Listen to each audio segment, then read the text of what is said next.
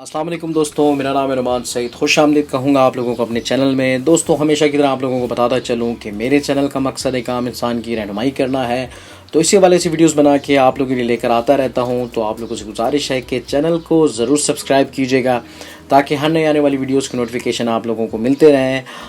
दोस्तों, आज की इस वीडियो में बात करेंगे कोविड-19 यानी कोरोना वायरस के एंटीबॉडीज़ टेस्ट के हवाले से, जो कि डॉक्टर जो है एडवाइस करते हैं, और उसके रिज़ल्ट के हवाले से हम बात करेंगे, जिसकी वजह से जो है अक्सर लोगों में परेशानी नज़र आती है।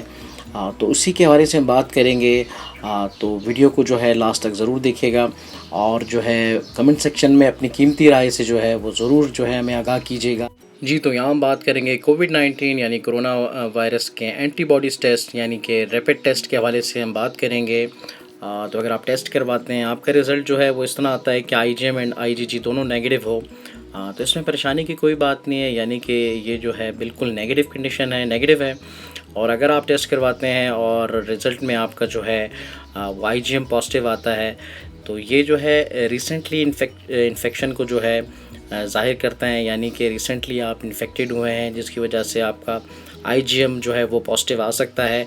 और अगर आपका टेस्ट जो है वो जस्ट आईजीजी जो है इसमें पॉजिटिव शो हो, तो इसका ये मतलब है कि रिमोट यानी जो है आपको ये वायरस जो है वो होके गुज़र गया है, यानी पुराने जो है वायरस को जो है वो ज़ाहिर करता है।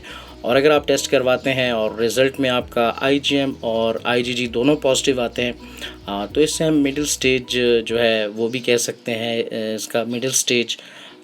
तो दोस्तों, ये थी एक जो है कोविड-19 यानी कोरोना वायरस के एंटीबॉडीज़ टेस्ट के हवाले से एक छोटी सी मालूमात।